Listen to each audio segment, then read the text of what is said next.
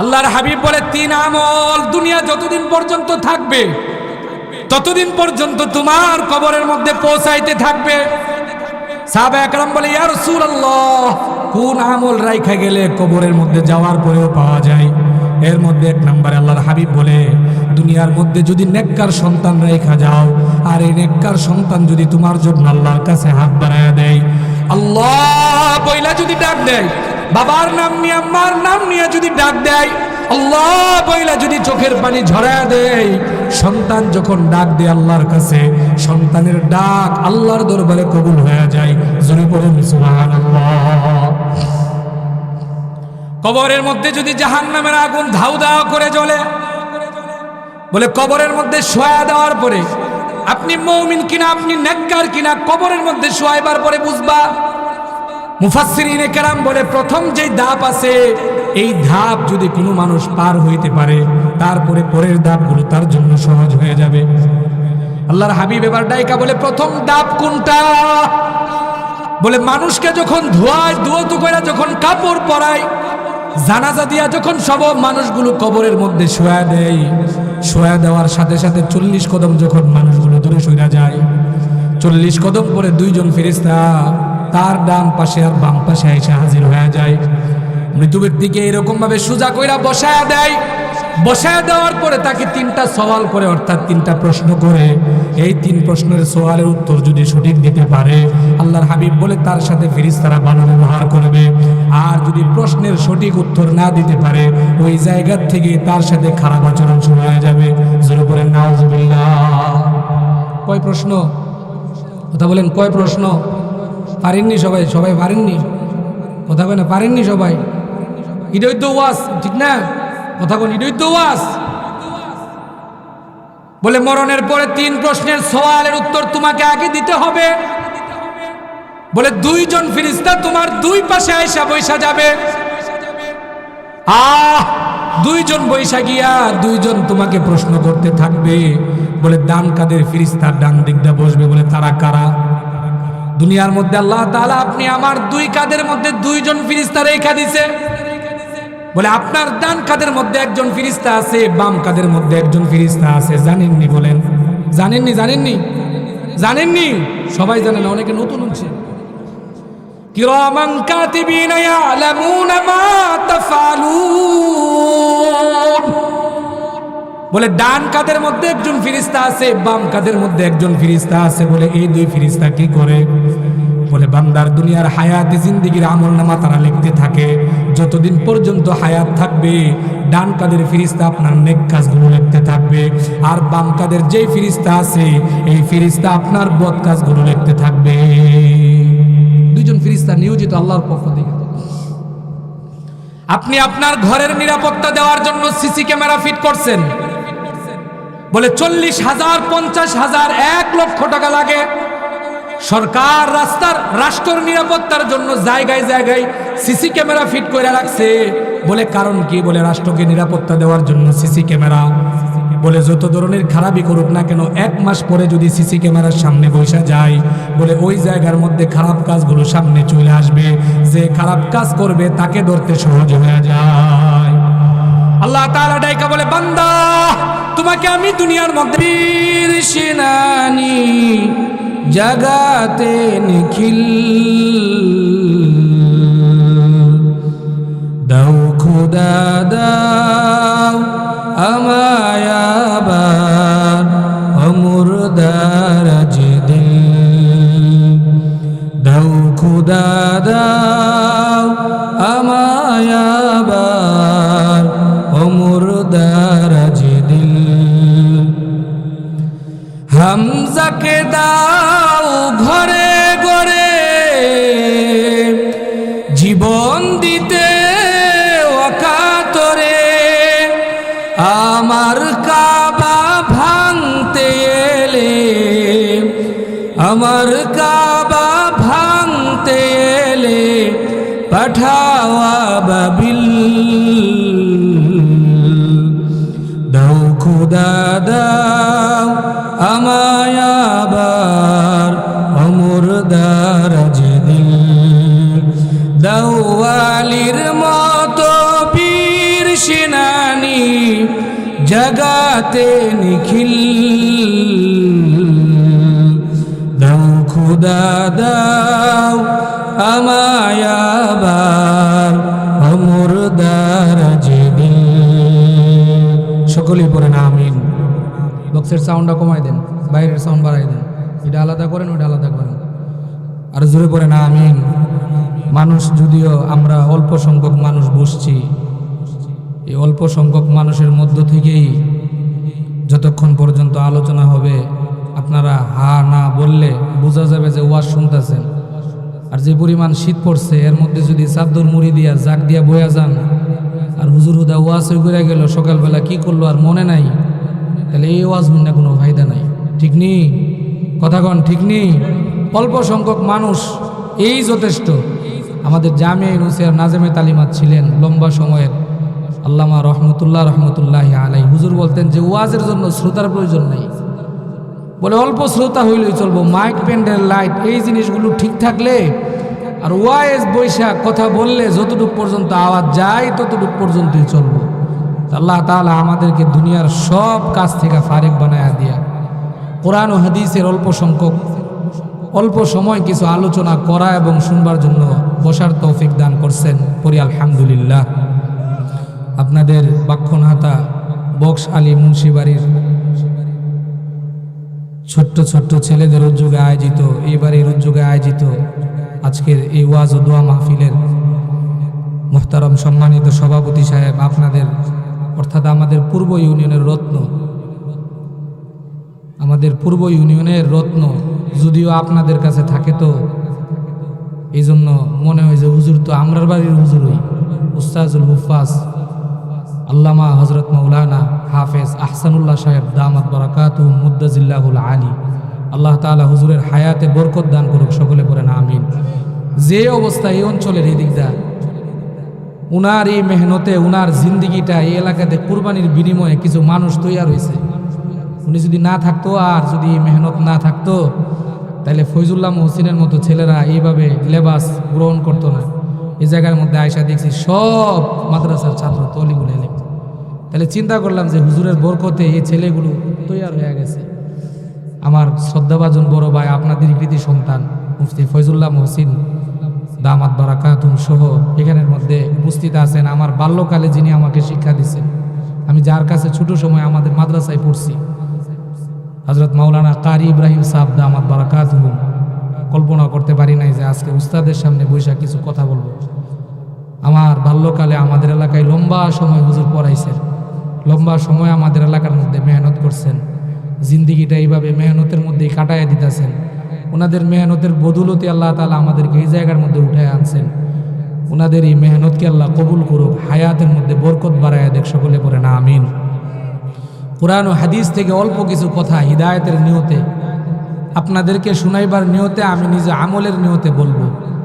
যতক্ষণ পর্যন্ত বলবো আল্লাহ তাআলা আপনাদেরকে আমলের নিয়তে শুনবার তৌফিক দান করুক, সকলে পড়ে না আমিন। রাজি আছেন তো? শুনবেন তো ইনশাআল্লাহ? কথা বলেন, শুনবেন তো ইনশাআল্লাহ? ভাই, যতক্ষণ পর্যন্ত কথা বলবো আপনার দিলের খুরাক রং তামাশা গান বাজনা নাচানাচের কোনো প্রয়োজন নাই।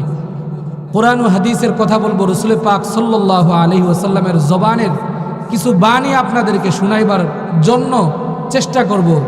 এই জায়গাটার পরিবেশটা এমন হওয়া চাই যে যতক্ষণ পর্যন্ত বসে আছি আমার বিগত সময়ের যে সময়গুলো আছে, আমার বিগত সময়ের হায়াতের যে জিন্দিগিটা আমরা কাটাইছি, আমার 40 বছর 50-60 বছরের হায়াত আমি কোথায় ব্যয় করলাম।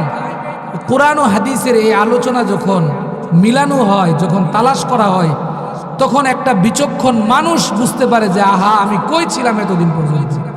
আল্লাহর হাবিব সাল্লাল্লাহু আলাইহি ওয়াসাল্লামের 63 বছর জিন্দিগির মধ্যে নবুয়তের অল্প সময়টা আল্লাহ তাআলার কাছে খুব দামি ছিল। জুড়ে পড়েন সুবহানাল্লাহ। আল্লাহর হাবিব সাল্লাল্লাহু আলাইহি ওয়াসাল্লামের লম্বা কোনো হায়াত আল্লাহ তাআলা দান করে নাই, বলে অল্প সময়ের মধ্যে অল্প কিছু হায়াত আল্লাহ দুনিয়ার জিন্দিগির মধ্যে দান করছেন, যার মধ্যে 3টা ভাগ করে দিয়েছেন। বলে 40 বছরের হায়াতের জিন্দিগি পর্যন্ত উম্মতের কাছে কোনো বার্তা আল্লাহর হাবিব দেয় নাই। এই সময় পৃথিবীর কোনো মানুষকে কোনো কিছু বলে নাই, কোনো হুকুম আহকাম যা কিছু আছে কিচ্ছুই দেয় নাই, মানুষকে আদেশও করে নাই, নিষেধও করে নাই। যারা খারাপ কাজ করত তাদেরকে বাধাও দেয় নাই, তাদেরকে নিষেধও করে নাই। কারণ ওই 40 বছর পর্যন্ত আল্লাহর পক্ষ থেকে কোনো ধরনের ওহী আসে নাই, কোনো ধরনের নির্দেশ আসে নাই। এই জন্য এর মানে নয় যে 40 বছরের আগে কি নবীকে আল্লাহ তাআলা নবী বানায়া পাঠাইছিলেন না, বলে হা, আল্লাহ নবীর নবুয়তের সার্টিফিকেট দিয়ে দুনিয়াতে পাঠাইছেন। তবে ইলমে নবুয়তের যে মোহর 40 বছর যখন আরম্ভ হইতে লাগলেন, তখন জিব্রাইলের মাধ্যমে আল্লাহর হাবিবের কাছে নবুয়ত নাজিল করতে লাগলেন, ওহী নাজিল করতে লাগলেন। বলে ওহীর মাধ্যমে পরিপূর্ণ নবীর স্বীকৃতি দুনিয়ার মধ্যে আল্লাহ বাস্তবায়ন করছে। বলেন সুবহানাল্লাহ। পৃথিবীর মানুষগুলো বিভিন্ন জায়গার মধ্যে বিভিন্নভাবে মানুষগুলো দৌড়ায়। বলে পৃথিবীর মানুষগুলো বিভিন্ন জায়গার মধ্যে যায়, রব পায় না, খুদা পায় না, প্রভু পায় না। বলে ওই সময় কিভাবে মানুষ আল্লাহ চিনবে, কিভাবে রব চিনবে, তারা পায় না। মুফাসসিরিনে কেরাম বর্ণনা করেন, আল্লাহর হাবিব দুনিয়ার মধ্যে আসার আগে আল্লাহ তাআলা একজন নবী আরেকজন পাঠাইছিলেন, ঈসা আলাইহিস সালাতু ওয়াস সালামকে আল্লাহ তাআলা দুনিয়ার মধ্যে পাঠাইছিলেন। পয়গম্বর হযরত ঈসা আলাইহিস সালাতু ওয়াস সালামকে আল্লাহ তাআলা পৃথিবীর জমিন থেকে উঠায় নিয়ে গেছেন। জানেন কিনা বলেন? কথা বলেন, জানেননি? আল্লাহর পয়গম্বর হযরত ঈসাকে দুনিয়া থেকে আল্লাহ তাআলার নির্দেশে উঠায় নেওয়া হয়েছে। বলে ঈসার জিন্দেগির পরে আর কোন নবী আসে নাই, বলে প্রায় 600 বছর। বলে 600 বছরে একটা জিন্দেগির গ্যাপ পড়ে গেছে। এই জিন্দেগির মধ্যে কোনো নবী পাঠাই নাই, কোনো আউলিয়া কেরাম পাঠাই নাই, কোনো শিক্ষিত লোক পাঠাই নাই, আহলে কিতাব কোনো লোক পাঠাই নাই। বলে ঈসা আলাইহিস সালাতু ওয়াস সালামের যে কিতাব আছে, আল্লাহর হুকুম, প্রত্যেকটা হুকুমকে কিতাবের মধ্যে আল্লাহ তাআলা ফিট করে দিয়েছেন। যখন ঈসা আলাইহিস সালাতু ওয়াস সালামকে জমিন থেকে উঠায় নিয়ে গেলেন, সমাজপতি যারা আছে, সমাজের কর্ণধার যারা আছে, সর্দার যারা আছে, পণ্ডিত যারা আছে, কিতাবের মধ্যে হাত দিয়া দিল। জোরে বলেন নাউজুবিল্লাহ। কিতাবের মধ্যে নিজের মন গড়া কিছু বিধান উঠায়া দিল। বাকি যে আল্লাহ প্রদত্ত কিতাবের যেই বিধানগুলো আছে, এগুলো তারা কলম দিয়ে কাইটা দিল। বলে না না না, এই বিধানগুলো সমাজে চলতে পারবে না, এই বিধানগুলো দিয়ে মানুষ চলতে পারবে না, আমরা যা কিছু করি তাই তারা মানতে হবে। সমাজপতি যারা ছিল, সমাজের নেতৃত্ব স্থানীয় লোক যারা ছিল, তারা তাদের মতো করে সমাজ চালাইছে। আইয়ামে জাহিলিয়াত বলতে যে জিনিসটাকে বোঝা হয়, ওই সময় মানুষ আল্লাহ চিনত না, তারা দুনিয়ার মধ্যে মানুষের পূজা করত, রবের পূজা করত না। জোরে বলেন নাউজুবিল্লাহ। মানুষগুলোকে এমন ভাবে রাস্তা দেখাইছে, হিদায়াতের কোন রাস্তা দেখাইতে পারে নাই। 600 বছর সময় আল্লাহ কোন নবী পাঠাই নাই। বলে 600 বছরের লম্বা সময় একটা গ্যাপ চলে গেছে।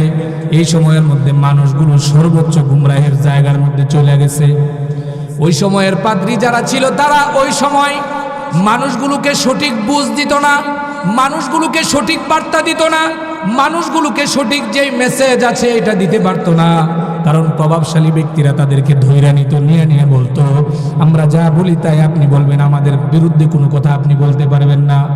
রাসূল পাক সাল্লাল্লাহু আলাইহি ওয়াসাল্লামকে দুনিয়ার মধ্যে পাঠাইছেন আল্লাহ, আব্দুল্লাহর সন্তান বানায়া দুনিয়ার মধ্যে পাঠাইছে। আল্লাহর হাবিব যখন দুনিয়ার মধ্যে আগমন করছে, আল্লাহর হাবিব দুনিয়ার মধ্যে আগমন করার পর আস্তে আস্তে যখন বড় হতে লাগলেন, রাসূল পাক সাল্লাল্লাহু আলাইহি ওয়াসাল্লামকে আল্লাহ তাআলা দুনিয়ার মধ্যে মানুষ বানায়া পাঠাইছেন। জোরে বলেন সুবহানাল্লাহ। বিশ্বাস হয়তো নাকি? কোন কথা বলেন? রাসূলকে আল্লাহ মানুষ বানায়া পাঠাইছে, এটা বিশ্বাস হয়তো নাকি? বিশ্বাস হওয়ার মধ্যে এখন মানুষ দুধুর নমুনায় পড়ে গেছে। কেউ বলে রাসূলকে তো আল্লাহ মানুষ বানায়া পাঠাই না, আবার কেউ গালি দেয় কেন রাসূলকে মানুষ বানাবে। তাহলে আমার প্রশ্ন জাগে, যদি আল্লাহ রসুলকে মানুষ না বানায় তাহলে উম্মতকে কেন মানুষ বানাইলো? এই জায়গার মধ্যে প্রশ্ন আছে কিনা বলেন? কথা কয় না, বুঝেন না আপনারা? বুঝেন কিনা বলেন? এটা আমরা এর মধ্যে প্রচলিত বেশি। তবে আল্লাহ তাআলা আল্লাহর রসুলের প্রত্যেকটা জায়গা কোরআনে হাকিমের মধ্যে আল্লাহ তাআলা বর্ণনা করছেন। প্রত্যেকটা কথা আল্লাহ কোরআনের মধ্যে বর্ণনা করছেন। রসুলের জিন্দেগিটা আল্লাহ তাআলা কোরআনে কারীমের মধ্যে ফুটায়া উঠাইছেন। আপনি আমার মন গড়া কোনো বক্তব্য দিবেন, তা আল্লাহর কাছে কখনো পর্যন্ত গ্রহণ রসুলকে দুনিয়ার মধ্যে আল্লাহ তাআলা মানুষ বানায় পাঠাইছেন। জুড়ে বলেন সুবহানাল্লাহ। তবে পৃথিবীর যত মানুষ আছে ওই মানুষগুলোর মতো বানাই নাই, ওই মানুষগুলোর মতো বানায় পাঠাই নাই। পৃথিবীর যত মানুষ আছে ওই মানুষের মতো আল্লাহ তাআলা বানাই নাই। বলে পৃথিবীর যত মানুষ আছে সমস্ত মানুষ থেকে আমি আমার হাবিবুল্লাহকে শ্রেষ্ঠ বানায় পাঠাইছি। জুড়ে বলেন সুবহানাল্লাহ। হযরত ওমর ইবনুল খাত্তাব রাদিয়াল্লাহু তাআলা আনহু আম্মা জান হযরত আয়েশা সিদ্দিকা রাদিয়াল্লাহু তাআলা আনহার হুজরায় আগমন করলেন। যাওয়ার পরে গিয়া বলে, আম্মা জান, আল্লাহর হাবিবের সম্পর্কে কিছু আপনি আমাদেরকে বলেন, চরিত্র সম্পর্কে কিছু বলেন। আম্মা জান হযরত আয়েশা ডাইকা বলে, ওমর আপনি কি কোরআনে কারীমের তিলাওয়াত করেন না? বলে হ্যাঁ করি। বলে আপনি কি সূরাতুল কলাম পড়েন নাই? বলে হ্যাঁ আমি পড়ছি। আল্লাহ তাআলা সূরাতুল কলামের মধ্যে জানায়া দেয়, ওয়া ইন্নাকা লাআলা খুলুকিন আযীম। আল্লাহ তাআলা নিজে জানায়া দেয় পৃথিবীর সব মানুষ তোমাদের মতো আমি নবীকে বানাই নাই, তোমাদের মতো মানুষ আমি বানায়া পাঠাই নাই, তোমাদের মতো চরিত্র আমি দান করি নাই। আমি আমার বন্ধুকে যেইভাবে বানায়া পাঠাইছি পৃথিবীর কোনো মানুষ আমার বন্ধুর কাছে ধারে কাছেও যাইতে পারবে না। বলেন সুবহানাল্লাহ। বলে বন্ধুর জিন্দেগিটা ছিল আদর্শের জিন্দেগি। বলে পৃথিবীর মধ্যে বন্ধুর জিন্দেগির মধ্যে কোনো গুনাহ নাই। বলে দুনিয়ার মধ্যে নিষ্পাপ বেগুনা মাসুম বানায় আমি পাঠাইছি। বলে ইবাদত বন্দেগীও যদি না করতে কোনো প্রয়োজন ছিল না। বলে আসমান আমি তার জন্য বানাইলাম, জমিন আমি তার জন্য বানাইলাম, চন্দ্র সূর্য যা কিছু আছে সব কিছু আমি আমার বন্ধুর জন্য বানাইলাম। সব কিছু বানাইবার পরে আমি আমার বন্ধুর আগে আরো নবী রাসূল দুনিয়ার মধ্যে পাঠাইলাম। আদমকে পাঠাইলাম, ইব্রাহিমকে পাঠাইলাম, ঈসাকে পাঠাইলাম, ইয়াহইয়াকে পাঠাইলাম, শীষকে পাঠাইলাম, মূসাকে পাঠাইলাম। বলে লক্ষাধিক পয়গম্বর আমি আল্লাহ দুনিয়ার মধ্যে নাজিল করছি। তাদের আগে কিন্তু আমি মুহাম্মদুর রাসূলুল্লাহকে পাঠাই নাই। বলে শেষ সময় আমি আমার বন্ধুকে পাঠাইছি। বন্ধুকে পাঠাইবার পর নবীর যে নবুয়ত আছে ওই নবুয়তের মধ্যে তালা দিয়া আমার বন্ধুকে আবার আমার কাছে উঠায় নিয়ে আসছি। বলেন সুবহানাল্লাহ। অন্যান্য নবী পয়গম্বর যারা দুনিয়ার মধ্যে আসছে তাদেরকে আল্লাহ তাআলা আসমানি কিতাব নাজিল করছেন। বলে দামি দামি 4টা কিতাব আল্লাহ দুনিয়ার মধ্যে নাজিল করছেন। তাওরাত, ইনজিল, জাবুর, এই কিতাবগুলো আল্লাহ তাআলা দুনিয়ার মধ্যে নাজিল করছেন। যাদের উপর নাজিল করছেন তারা যতদিন পর্যন্ত দুনিয়ার মধ্যে ছিলেন ততদিন পর্যন্তই তাদের কিতাবগুলো উম্মতের উপর মানা ফরজ ছিল। তারা যখন দুনিয়া থেকে বিদায় নিয়ে চলে গেছে আল্লাহর পক্ষ থেকে হুকুম আসছে, আর এই কিতাব মানা তোমাদের জন্য জায়েজ নয়, এই শরীয়ত আর তোমাদের উপর মানা ফরজ নয়। আবার যেই নবী আসবে, যেই নবীর কাছে আমি কিতাব দিব, ওই নবীর যেই কিতাব আছে ওই কিতাব আর ওই শরীয়ত তোমাদের উপর মানা ফরজ। জোরে বলেন সুবহানাল্লাহ। আপনি আমি যারা আছি ১৫০০ বছর হয়ে গেছে, ১৫০০ বছর পূর্বে রাসূল পাক সাল্লাল্লাহু আলাইহি ওয়াসাল্লাম দুনিয়ার জমিন থেকে বিদায় নিয়ে চলে গেছে। প্রায় ১৫০০ বছর হয়ে গেছে। এই ১৫০০ বছর পূর্বে আল্লাহর হাবিবের কাছে আল্লাহ তাআলা কোরআন নাজিল করছে। হুজুর কিন্তু কোরআনের ওয়াজটাই আপনাদের কাছে করছিল, ঠিক কিনা বলেন? কথা কোন না কেন, ঠিক না? জুরে কোন ঠিক নেই? হুজুর কিন্তু কোরআনের ওয়াজটাই আপনার করে করছিল যে কোরআন বেশি বেশি পড়েন, কোরআন বেশি বেশি পড়েন। মিয়া কোরআন আপনি পড়বেন, এখন তো যে অবস্থা হয়ে গেছে বৎসরে কিছু কোরআন পড়নেওয়ালা পাওয়া যায়, আর বাকি মুসলমান সম্প্রদায় সন্তান যারা আছে তারা আর কোরআন পড়ার কোনো সুযোগই বিশ্লেয়া পায় না। ইয়ানি মুরব্বী যারা বয়ে রয়েছে, ওই যে মুরব্বী বয়ে রয়েছে, এই মুরব্বী যারা বয়ে রয়েছে, এগোর বাপ মা এগোরে 50 বছর আগে জাগতিক শিক্ষায় শিক্ষিত বানাইছে না, এদেরকে আগে এগোর বাপ মা বাইরে মসজিদের মধ্যে পাঠাইছে যে মক্তবের মধ্যে গিয়া সকালবেলা কোরআন শিক্ষা আসো, ঠিক না? কি কোন মুরব্বী কি বলেন, ঠিক না?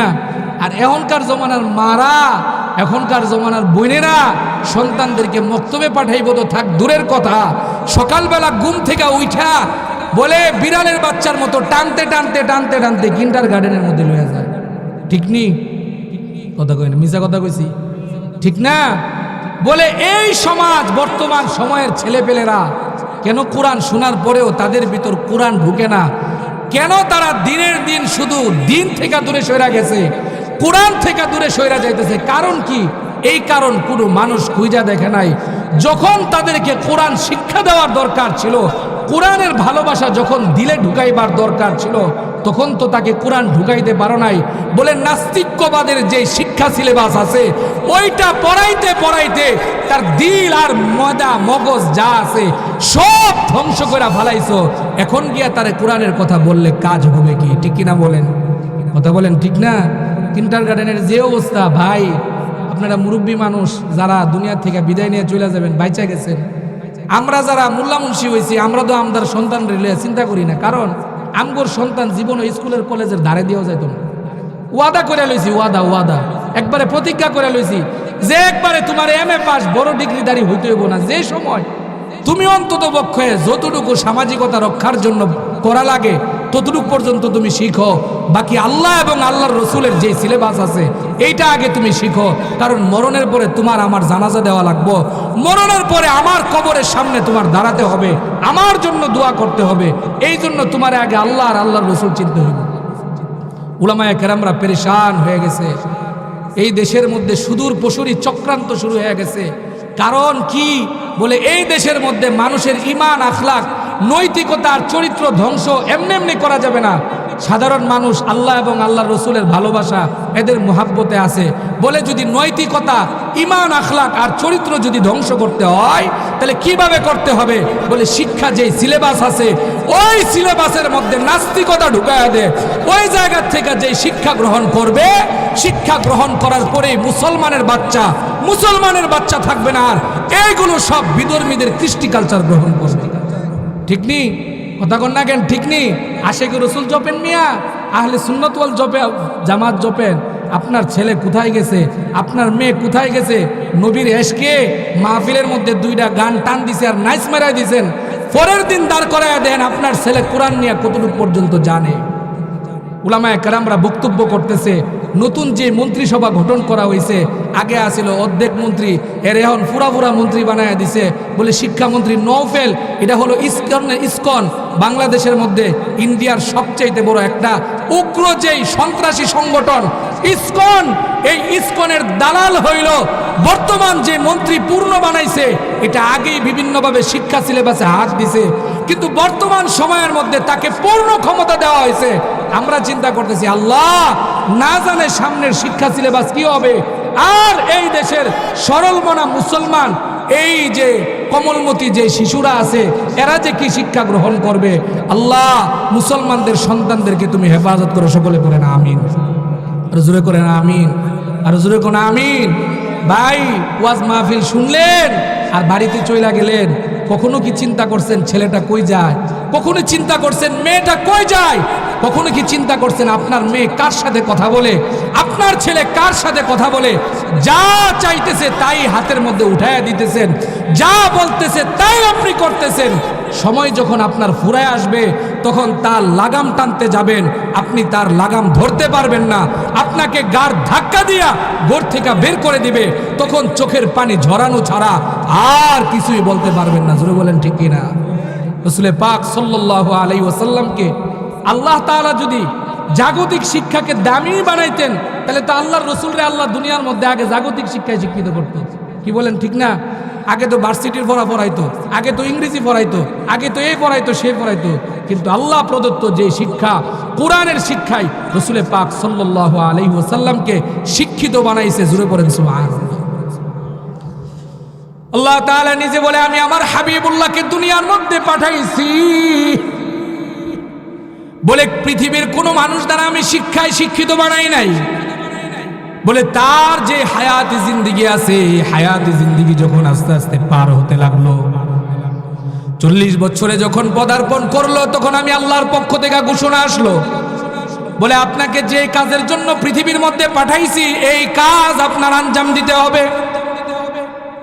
বলে দুনিয়ার কোনো কাজ আপনাকে আঞ্জাম আগে দেওয়াবো না, আগে আমি আল্লাহ প্রদত্ত যে কোরআন আছে এই কোরআনের শিক্ষায় শিক্ষিত বানাইবো। এই জন্য কালামে হাকিমের মধ্যে আল্লাহ তাআলা ঘোষণা করেন, ইকরা বিসমি রাব্বিকাল্লাযী খালাক, খালাকাল ইনসানা মিন আলাক। বলে পৃথিবীর জাগতিক কোনো শিক্ষায় শিক্ষিত আমি বানাইছি না, বলে আমি আল্লাহ আমার হাবিবুল্লাহকে আমি আমার প্রদত্ত যে নির্ধারিত কিতাব আছে এই কিতাবের শিক্ষায় শিক্ষিত বানাইলাম। জোরে বলেন সুবহানাল্লাহ। বুঝেননি আমার কথা? বুঝেননি? একটু এদিকে মনোযোগ দেন। বুঝেননি আমার কথা? আল্লাহ নিজে শিক্ষায় শিক্ষিত বানাইছে বলে কোরআনের শিক্ষায় আমি শিক্ষিত বানাইছি বলে যত নবী রাসূল দুনিয়ার মধ্যে আগমন করছে জাগতিক কোনো শিক্ষায় শিক্ষিত বানাই নাই বলে দুনিয়ার মধ্যে আমি প্রদত্ত যে কিতাব আছে এই কিতাব আমি তাদেরকে দুনিয়ার মধ্যে পড়াইছি। আমার কিতাব পড়ায় আমি তাদেরকে দুনিয়ার মধ্যে শ্রেষ্ঠ চরিত্রের অধিকারী বানায়া দিছি। জোরে বলেন সুবহানাল্লাহ। রাসূল পাক সাল্লাল্লাহু আলাইহি ওয়াসাল্লামকে ঘোষণা করে লক্ষাধিক পয়গম্বর আপনার পূর্বে দুনিয়ার মধ্যে পাঠাইছি, তারা তাদের কাজ করছে, তাদের কাজ করার পরে তাদেরকে আমি দুনিয়া থেকে উঠায় নিয়ে গেছি, কিন্তু আমি কাজ শেষ করি নাই। কারণ হলো আপনার জন্য আমি দুনিয়া বানাইছি, আপনার জন্য আমি আসমান বানাইছি, আপনার জন্য আমি জমিন বানাইছি, আপনার জন্য আমি চন্দ্র বানাইছি, আপনার জন্য আমি আকাশ বানাইছি, নক্ষত্র বানাইছি, তারকারাজি বানাইছি। দুনিয়ার যত দামি দামি জিনিস আছে সব আপনার গোলামি করবে। আপনি যদি দুনিয়ার মধ্যে না আসেন তাহলে অসম্পূর্ণ থাকবে। আপনাকে দুনিয়ার মধ্যে মেহমান আইনা আমি আল্লাহ দুনিয়াকে সম্পূর্ণ বানায়া দিব বলে বেশি হায়াত আমি দেই নাই। 63 বছরের জিন্দেগি আমি দান করছি বলে এই 63 বছর জিন্দেগির মধ্যে আমি ভাগ কইরা দিছি বলে উম্মত তোমরা কোন জিন্দেগি মানবা? বলে 40 বছর থেকে নিয়ে 63 বছর পর্যন্ত যে জিন্দেগি আছে এই জিন্দেগিটা তোমাদের জন্য মানা আমি আল্লাহ তাআলা ফরজ বানায়া দিছি। এই জিন্দেগির মধ্যে কোরআন নাজিল করছি, প্রত্যেকটা হুকুম আহকাম প্রত্যেকটা আহকামাত আমি আল্লাহর হাবিবের উপর নাজিল করছি। পৃথিবীর সব মানুষগুলোকে আমি জানায় দেওয়ার জন্য বলছি বলে প্রথম যেই সবক আমি তাদেরকে বলছি লা ইলাহা ইল্লাল্লাহু মুহাম্মাদুর রাসূলুল্লাহ। আল্লাহ তাআলা বলে এই সবক আমি তার কানের মধ্যে পৌঁছায়া দিছি। ইয়া রাসূলুল্লাহ দুনিয়ার মধ্যে আগমন করার পরে মানুষগুলোকে আপনি জানায়া দেন সব মানুষগুলো আপনার দাওয়াত তারা গ্রহণ করবে না, কারণ তারা দুনিয়ার মধ্যে গুমরাহির মধ্যে ছিল, তারা শিরকিয়াতের মধ্যে লিপ্ত ছিল, তারা দুনিয়ার মধ্যে পাপাচারের মধ্যে লিপ্ত ছিল। আপনি যদি হঠাৎ করে আপনার দাওয়াত দেন আর যদি আপনার নবী হিসাবে আপনাকে তাদের সামনে উপস্থাপন করেন, এক আল্লাহর দাওয়াত যদি দেন তারা মানবে না। তবে আমি আল্লাহ তাআলা আপনাকে জানায়া দিলাম আপনার দাওয়াতি কাজ আপনাকে করতে হবে। পৃথিবীর কোনো মানুষ মানুক আর না মানুক আপনি কাজ করে যাবেন, আমি আল্লাহ আপনার পাশে আছি। জোরে বলেন সুবহানাল্লাহ।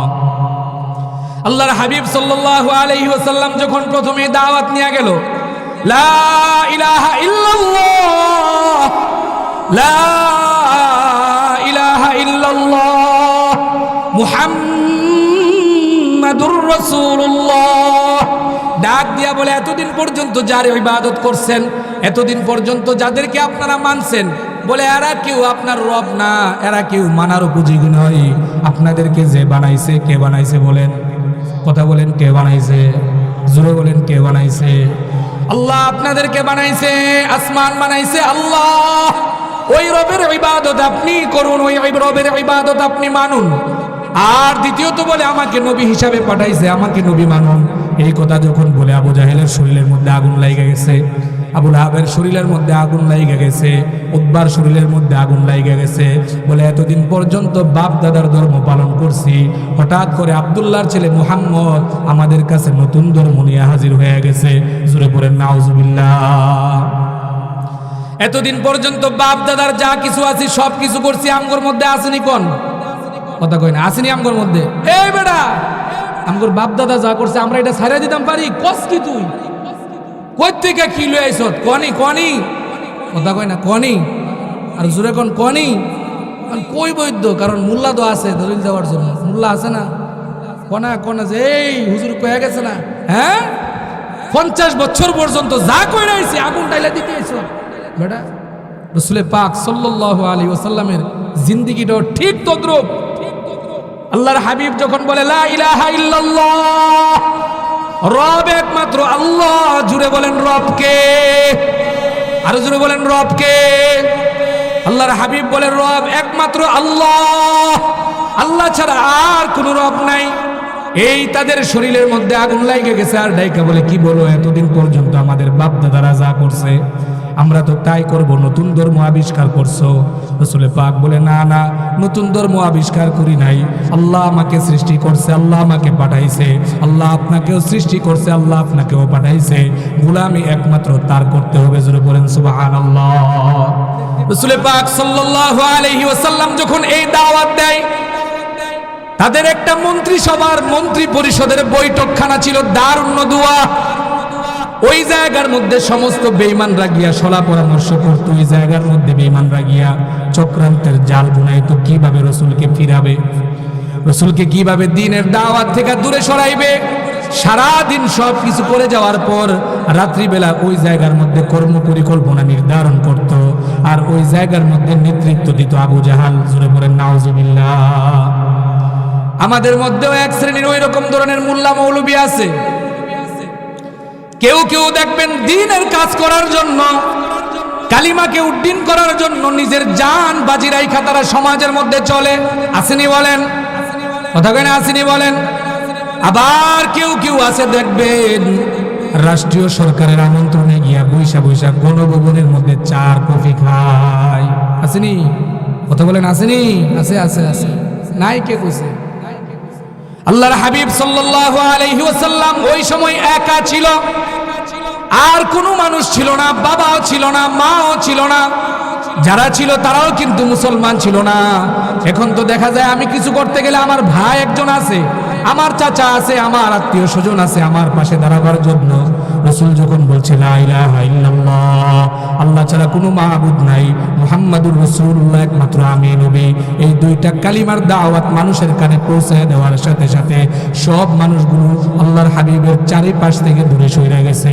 আল্লাহর হাবিব সাল্লাল্লাহু আলাইহি ওয়াসাল্লামকে জিবরাইল আমিন বলে, ইয়া রাসূলুল্লাহ, আল্লাহর পক্ষ থেকে হুকুম আসছে, পৃথিবীর সব মানুষ যদি আপনার বিরুদ্ধে আচরণ করে, পৃথিবীর সব মানুষ যদি আপনার থেকে আলাদা হয়ে যায়, পৃথিবীর সব মানুষ যদি আপনার থেকে দুশমনে লিপ্ত হয়ে যায়, তারপরে আপনি দাওয়াতের কাজ বন্ধ করতে পারবেন না, কারণ একমাত্র আল্লাহ আপনার সাথে রয়েছে। জোরে বলেন সুবহানাল্লাহ।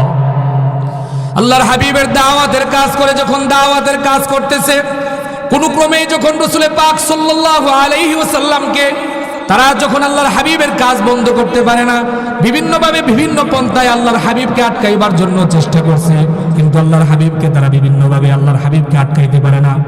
রাসূল পাক সাল্লাল্লাহু আলাইহি ওয়াসাল্লামের কাছে ওই দারুন নদুয়ার মধ্যে বেঈমানরা চলা পরামর্শ করছে।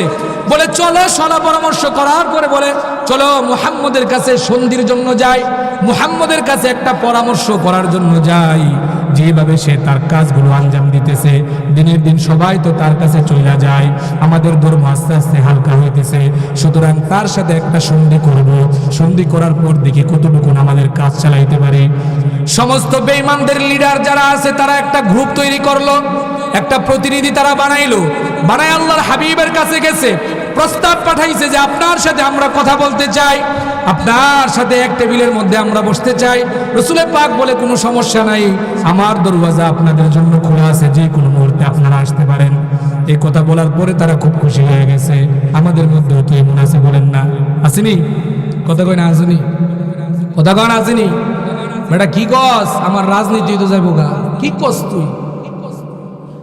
রাসূল পাক সাল্লাল্লাহু আলাইহি ওয়াসাল্লামের কাছে প্রস্তাব পেশ করছে। প্রস্তাব রাসূল পাক বলে, আমার যেই আপনাদের জন্য আমার দস্তরখান উন্মুক্ত, কারণ আমি তো আপনাদেরকে আমার দস্তরখানের মধ্যেই বসাতে চাই, আমার দস্তরখানের মধ্যে আনতে চাই। তারা খুশি হয়ে গেছে, হয়তো বা মুহাম্মদ আমাদের কথাই রাজি হয়ে যাবে, চলো যাই। আল্লাহর হাবিব সাল্লাল্লাহু আলাইহি ওয়াসাল্লামকে তিনটা প্রশ্ন তারা করছে, আল্লাহর হাবিবকে তিনটা অফার তারা দিছে। রাসূল পাক সাল্লাল্লাহু আলাইহি ওয়াসাল্লামের দরবারে এসে হাজির, সবাই হাজির হওয়ার পরে বলে, ভাতিজা তুমি তো আমাদের সামনেই বড় হইছো, তুমি তো আমাদের সামনেই মানুষ হইছো, আমরা নিজেরা তো তোমার জন্ম দেখছি, আমরা নিজেরাতেই তোমাকে লালন পালন করছি, আমরা তোমাকে বড় বানাইছি, কতই না কুলে পিঠে কইরা তোমারে মানুষ বানাইছি, কত কুলে নিছি, এখন তুমি বড় হয়ে গেছো, তোমার কাছে আমরা আসছি সন্ধি করার জন্য। রাসূল পাক ডাক দিয়ে বলে, চাচা, আপনারা হলেন আমার চাচা, আপনারা হলেন আমার বংশধর, আপনারা হলেন আমার বাবার ভাই, আপনাদেরকে আমার মাথার উপর সম্মান করব। কি এমন প্রস্তাব নিয়ে আমার কাছে আসছেন? তখন তারা বলে, তিনটা প্রস্তাব তোমার কাছে নিয়ে আসছি ও মুহাম্মদ। তোমাকে বলতে চাই, এক নম্বরে হলে তোমার যদি সম্পদের প্রয়োজন হয়, মক্কার মধ্যে তোমাকে শ্রেষ্ঠ ধনীর কাতারে নাম লিখিয়ে দিব। এক নম্বরে কি? কথা বলেন, বুঝেন বুঝেন, কথা বলেন। সম্পদের যদি প্রয়োজন হয়, এক নম্বরে তোমার ধনী বানায় দিব, ধনী। এক নম্বরে কি বানায় দিব? কথা বলে না, কি বানায় দিব?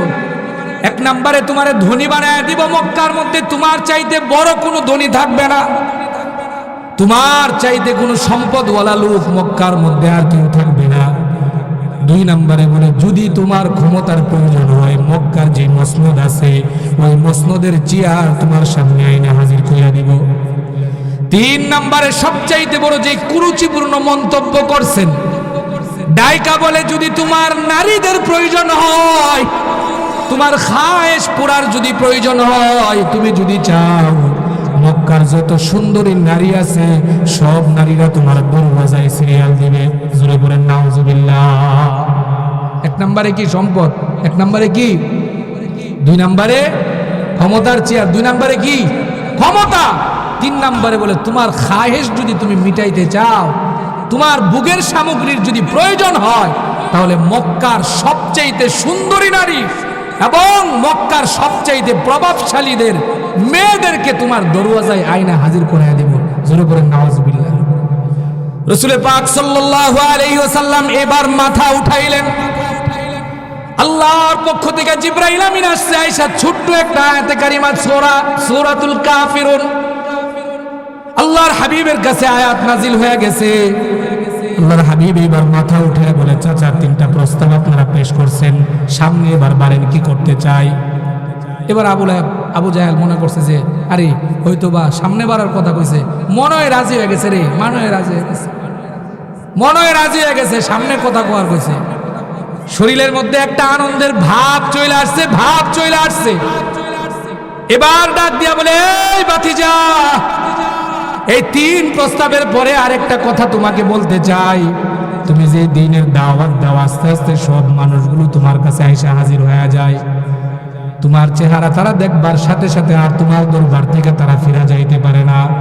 আমগোর বাপ দাদারা যে ধর্ম দিয়া গেছিল, আস্তে আস্তে আমগোর বাপ দাদাদের ধর্ম হালকা হয়ে যাইতেছে, তোমার ধর্ম আস্তে আস্তে বাড়ি হইতেছে। জোরে বলেন সুবহানাল্লাহ। আমগোর মধ্যে তো আছে, ঠিক না? কথা কোন ঠিক না? কথা কোন না কেন? ঠিক না? মুসলমান একটা জীবনে পড়ছিলাম, মরহুম পীর সাহেব রহমতুল্লাহি আলাইহি চরমুনাই, ওনার একটা জীবনী কালকা পড়ছিলাম একটা বইয়ের মধ্যে। উনি একটা ওনার জীবনীর মধ্যে, ওনার যে বই আছে, উনি একটা লিখনির মধ্যে লিখছেন যে যদি 313 সাহাবীর মতো 313 মুসলমান এখন দাঁড়াইতে পারে, 313 জন মুসলমান, ওই 313 সাহাবীর মতো আদর্শবান যদি এরকম 313 মুসলমান খুঁজা পাওয়া যায়, আর এরা যদি দাঁড়ায় যায়, গোটা পৃথিবীর সমস্ত বেঈমানরা মুসলমানদের পায়ের সামনে আইসা দাঁড়াইতে বাধ্য হবে। ঠিক কিনা বলেন? কত নামাজি আছে, কত দাড়িওয়ালা আছে, কত হাজী সাহেব আছে, কত টাকাওয়ালা আছে। দেখবেন মসজিদের সামনের কাতারের হাজী সাহেব মাহফিল যদি করতে চায়, বড় কোনো প্রোগ্রাম যদি করতে চায়, বলে এইগুলো করার দরকার কি? মাহফিল করার দরকার কি? মাহফিল হইলে তো ওহাবি সুন্নি আছে, এ আছে, সে আছে, দ্বন্দ্ব আছে, এগুলো দরকার কি? অথচ যদি একটা গানের কোনো বাজার জমায়, একটা যদি কোনো কাওয়ালি, একটা যদি কোনো ধরনের এই যে বলে বাউল গান, বাউল গান কি গান? কথা বলেন, কি গান? বাউল গান। বলে বাউল গানের একটা আসর যখন জমায়, তখন তার পিছনে টাকাও দেয়, তার পিছনে শেল্টারও দেয়, আবার ফোন দিয়া বলে যে আমার চেয়ারটা সামনে রেখে দিস। জোরে পড়েন নাউজুবিল্লাহ। আসিনি এমন? বলেন আসিনি? কথা বলেন আসিনি? হাজী সাহেব হজ করে আসছে, বাইতুল্লাহর সামনে দাঁড়ায়া লাব্বাইক লাব্বাইক বইলা হাজিরা দিয়ে আইছে, রসুলের রোজার সামনে দাঁড়ায়া হাজিরা দিয়ে আইছে ওই জায়গার মধ্যে। বলে ওই জায়গার থেকে বাংলাদেশের মাটিতে আইসা লাইমা, বলে ওই জায়গার মধ্যে হাজিরা দিয়া বাংলাদেশের মধ্যে আইসা হাজিরা ঠিক রাখতে পারে না, ও কি করবো, রাজনীতি করি? সব অঙ্গনই তো ঠিক রাখতে হয়, সব কিছুই তো টিকায় রাখতে হয়। তুমি কি রসুলের চাইতে সবচাইতে বড় রাজনীতি বুঝো? তোমার রাজনীতি তুমি বুঝতেছো? এরকম যদি হইতো তাহলে রসুল মক্কার মধ্যে নেতৃত্বের চেয়ার পাইতো, রসুল মক্কার মধ্যে সর্বশ্রেষ্ঠ ধনী হইতো, রসুল মক্কার মধ্যে সুন্দরী নারীদেরকে সামনে পাইতো। ঠিক কিনা বলেন? জোরে বলেন ঠিক কিনা? আবার কই আমি রসুলের উম্মত, আমি রসুলের খাস উম্মত, আমি তোমার মতো এরকম কপাল পোড়া উম্মত আল্লাহর হাবিবের কোনো দরকার নাই। ঠিক কিনা বলেন? কথা বলেন ঠিক কিনা? আল্লাহর হাবিবের দরকার নাই। মরণের পরে দেখো মিয়া, মরণের পরে তুমি দেখো তুমি কোন কাতারের উম্মতের জায়গাতে আছো। আবার দেখি উরুস মুবারক নাম দিয়া রাখছে, নাম দিয়া ওই জায়গার মধ্যে কিছু হারামখোর মোল্লা মৌলবী আছে, ওই জায়গার মধ্যে যায় কোরআন তিলাওয়াত করতে, ওই জায়গার মধ্যে যায় দোয়া করতে। আরে বেটা, তুই যেই জায়গার মধ্যেই থাকস না, তুই কেমনে ওই জায়গার মধ্যে বৈশা কোরআন তেলাওয়াত করতে যাস? ওই জায়গার মধ্যে কেমনে দোয়া করতে যাস? তোর কি দিল একটুও নাড়া দেয় না? তোর কি ঈমান একটুও নাড়া দেয় না যে কিয়ামতের ময়দানে যদি রসুলে পাক ডাক দেয়, যদি জিজ্ঞাসা করে কিরে আমার সুন্নতি লেবাস লাগায়া, টুপি লাগায়া, দাড়ি লাগায়া, জুব্বা লাগায়া সাইরা ওই হারাম কাজের সার্টিফিকেট দিয়াইলি, তুই কেমনে ওই দিন রসুলের কাছ থেকে বাঁচবি? বাঁচার কোনো সুযোগ আছে বলেন? কথা বলেন, বাঁচার কোনো সুযোগ আছে? বাঁচার কোনো সুযোগ নাই। এরা তো সার্টিফিকেট দেয়া দেয়, আপনি আমি না গেলে কি আছে? আর বহু এমন মৌলবী আছে যারা যাওয়ার জন্য প্রস্তুত হয়ে যায়। উলামায়ে দেওবন্দ, উলামায়ে দেওবন্দের সবচাইতে বড় শিক্ষা হলো উলামায়ে দেওবন্দ কখনো বাতিলের সাথে মাথা নত করে না। জীবন চলে যাবে, তারপরে বাতিলের সাথে তারা আপোষ করবে না। ঠিক নেই বলেন? ঠিক নেই? এটা রসুলের পাকের শিক্ষা। আপনি কি করেন মিয়া? আমার শরীরের মধ্যে তো দেওবন্দের রক্ত আছে, দেওবন্দ কোত্থেকে আসছে ওইটা তালাশ করে দেখো। এই জন্য হাজারো অফার আমারে দিলে আমার মনে হয় না বিশ্বাস করবেন। আমারে আমার এলাকাতে একটা অফার দিছে, আমারে কইছে হুদা দাঁড়ায় একটু ইয়ানাবি কইয়া ফালাই দিস, আর কিচ্ছু করার মতো না, যা দরকার লাগে সব দেবো। বলছি এটা 50 বছরের ফেস, যতদিন পর্যন্ত এটা ভাঙ্গা না হইব ততদিন পর্যন্ত সম্ভব না। কারণ রক্ত আমার ওই জায়গার থেকে আসছে, বাবার রক্ত শরীরের মধ্যে থাকার পরে বাবারে যদি সমাজের মধ্যে লাঞ্ছিত করে, আর ওই সন্তান বাবার লাঞ্ছিত দেখা যদি প্রতিবাদ না করে, তাহলে ওই সন্তান বাবার সৎ সন্তান না। ঠিক না? কথা বলেন ঠিক না? তাহলে আমি আমার বাবারে কিভাবে অস্বীকার করব? আমি যদি আমার বাবারে অস্বীকার করি দুনিয়ার কিছু টাকার জন্য, দুনিয়ার কিছু লোভের জন্য, দুনিয়ার কিছু আরাম আয়েশের জন্য, মরার পর যদি রসুলে পাক আমার ডাক দিয়া কয়, এই তোরে তো ওয়ারাসাতুল আম্বিয়ার খাতার মধ্যে নাম দিয়া দিছিলাম, তুই তো আমার ওয়ারাস ছিলি, কিন্তু তুই হক বাতিল নির্ণয় করতে পারস নাই। সাধারণ মানুষ এরা তো কোরআন পড়ে নাই, সাধারণ মানুষ এরা তো হাদিস পড়ে নাই, সাধারণ মানুষ পরিপূর্ণ কোরআন বুঝে নাই, কিন্তু তোর দলিলের ভিত্তিতে, তোর কথার ভিত্তিতে এরা এই কাজগুলো করছে। আজকে সব মানুষগুলোর দায়িত্ব তোর কাঁধে দিয়া দিলাম, এদের হিসাব তোর কাঁধে দিয়া দিলাম। বাঁচবার কোনো সুযোগ আছে? কথা বলেন, বাঁচবার কোনো সুযোগ আছে? রসুল পাক সাল্লাল্লাহু আলাইহি ওয়াসাল্লামকে বেঈমানরা এই প্রস্তাবগুলোই করছে। আল্লাহ তাআলা কোরআনে হাকিমের মধ্যে ছোট্ট একখানা সূরা সূরাতুল কাফিরুন নামে নাজিল করছে। বিসমিল্লাহির রহমানির রহিম। কুল ইয়া আইয়ুহাল কাফিরুন লা আ'বুদু মা তা'বুদুন। আল্লাহর হাবিব সাল্লাল্লাহু আলাইহি ওয়াসাল্লাম এবার মাথা উঠায়। ওরা মনে করছে রাসূল পাক সাল্লাল্লাহু আলাইহি ওয়াসাল্লাম মানবে। এদের মধ্যে একটা খুশি চলে আসছে, বলে এতক্ষণ পর্যন্ত কথা বললাম হয়তো বা মাইনা গেছে। এবার রাসূল পাক ডাক দিয়া বলে, চাচা প্রস্তাব নিয়ে আসছেন, আর কি কথা বলবেন? আর কিছু কথা বলেন। এবার ডাক দিয়া বলে, ভাতিজা দেখতে নীরবে নিবৃত্তি তোমার কাছে আইসা হাজির হয়ে যায়। তোমার চেহারা দেখা তাদের মন গইলা যায়, তাদের দিল গইলা যায়। তারা তোমার কালিমা পয়রা কালিমা গ্রহণ করে। দিনের দিন আমাদের বাপ দাদাদের ধর্ম হালকা হয়ে যায়। বলে আসো আমরা সমন্বয় করে এখন দিন প্রচার করি। আল্লাহর হাবিব ডাইকা বলে, কি বলার জন্য এই জায়গার মধ্যে আসছেন? বলে 1 বছর পর্যন্ত তুমি তোমার ধর্ম প্রচার করবা, আমরা বাধা দিব না।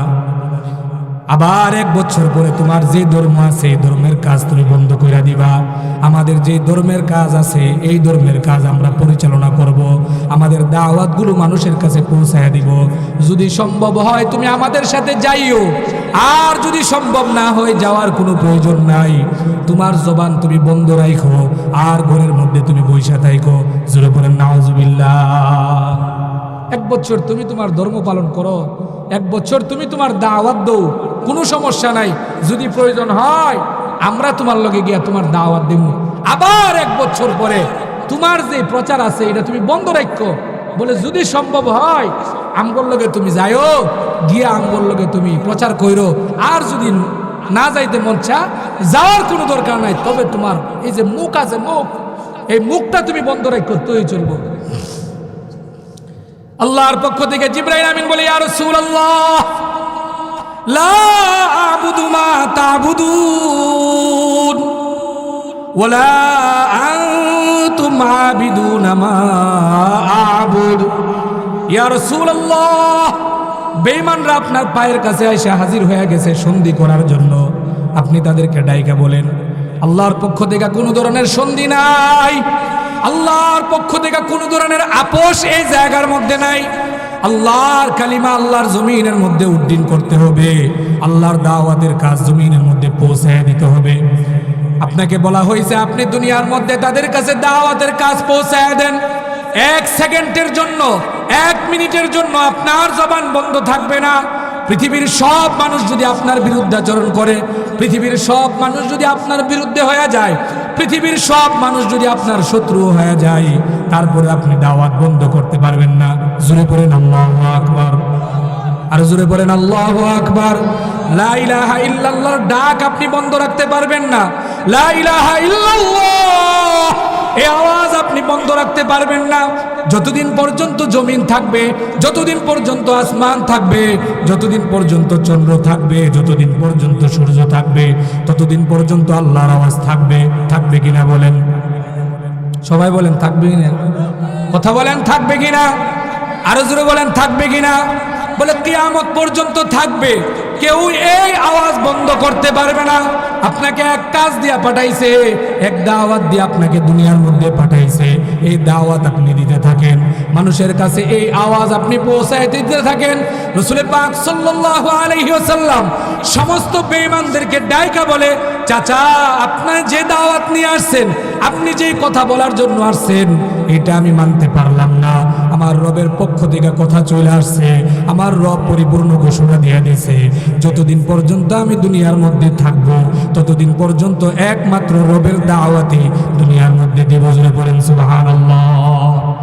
১৫০০ বছর পূর্বে আপনি আমি কালিমা পাইছি, লা ইলাহা ইল্লাল্লাহ, লা ইলাহা ইল্লাল্লাহ।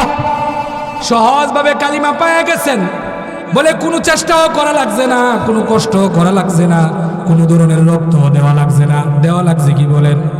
বাঙালিরা কোনো রক্ত দেওয়া লাগছে? কোনো চেষ্টা করা লাগছে না, কোনো রক্ত দেওয়া লাগছে না। বাঙালিরা কোনো ধরনের জান দেওয়া লাগছে না। বলে ওই ফিলিস্তিনের দিকে তাকায়া দেখেন, আফগান মুসলমানদের দিকে তাকায়া দেখেন, 20 বছর পর্যন্ত আমেরিকা আফগানিস্তানের মধ্যে মুসলমানদের উপর নির্যাতন চালাইছে। বলে এমন কোনো হামলাবাদ নাই যা তারা করে নাই। 20 বছর পর্যন্ত মুসলমানরা লড়াই করে গেছে। করছে কিনা বলেন? জোরে বলেন করছে কিনা? 20 বছর পর্যন্ত লড়াই করে দেখেছে তাদের মাথার নিচে নামাইতে পারে না।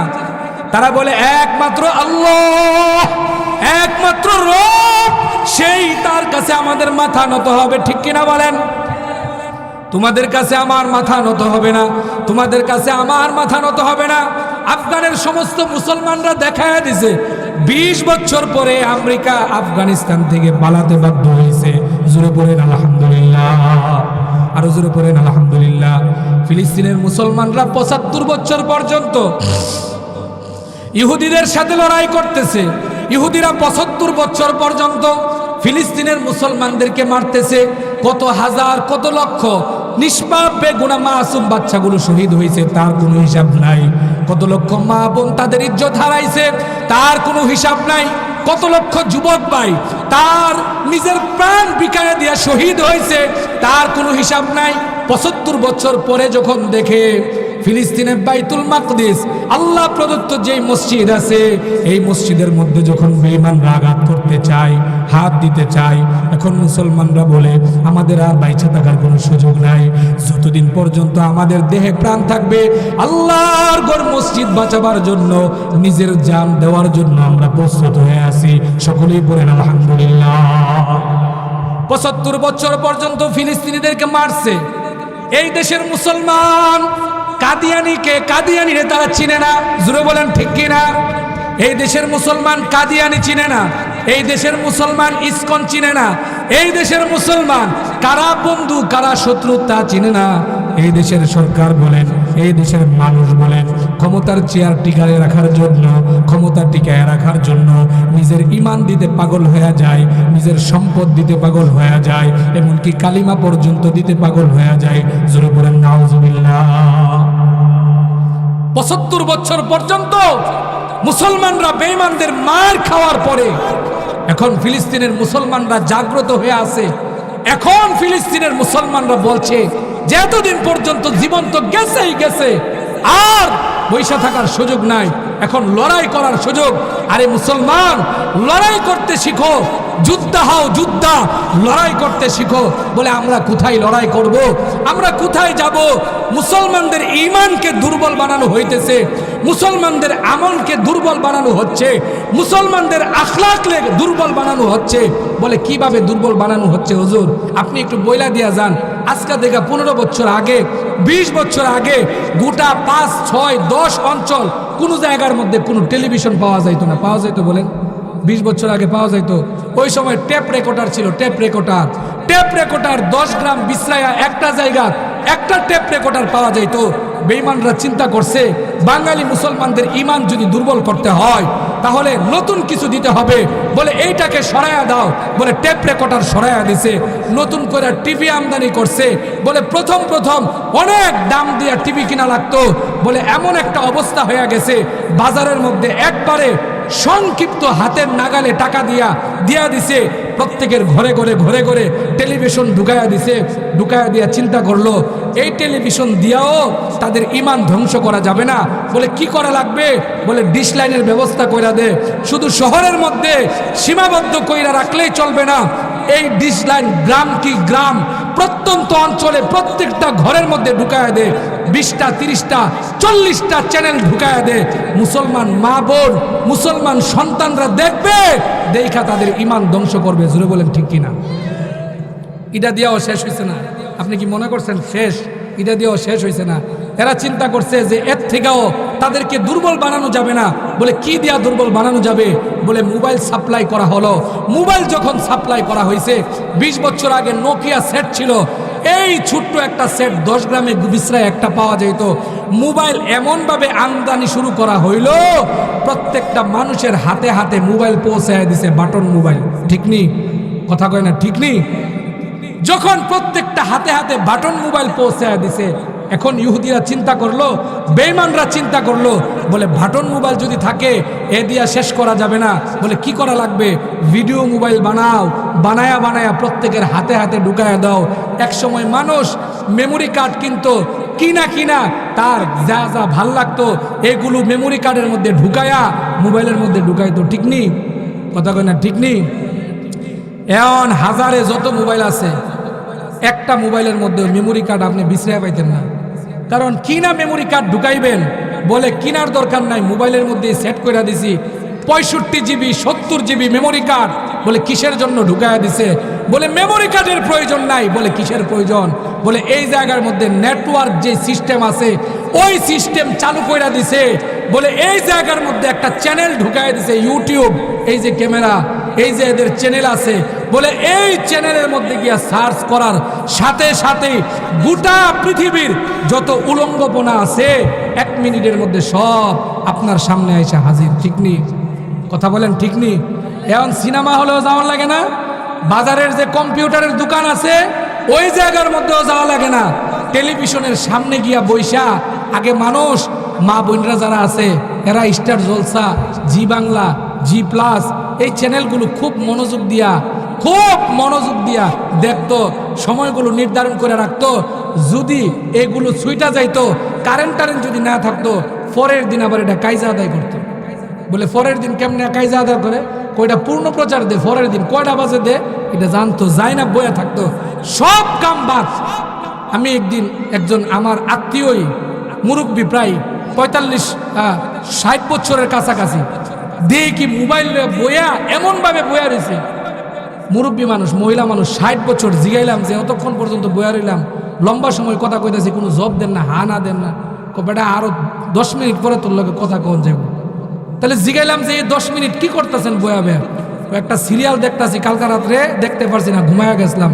এটা ইউটিউবের মধ্যে দিছে, এখন বয়া বয়া এটা দেখতাছি। কাজা আদায় করি, কাজা। ঠিক নেই কথা কোন? ঠিক নেই কথা বলেন? ঠিক নেই? কাজা আদায় করি। ওরা মসজিদ টিকায় রাখার জন্য সংগ্রাম করে। আফগানি পাগড়িওয়ালারা কালিমা টিকায় রাখার জন্য সংগ্রাম করে। ওরা লা ইলাহা ইল্লাল্লাহ টিকায় রাখার জন্য সংগ্রাম করে। ওরা লা ইলাহা ইল্লাল্লাহর স্লোগান টিকায় রাখার জন্য স্লোগান করে।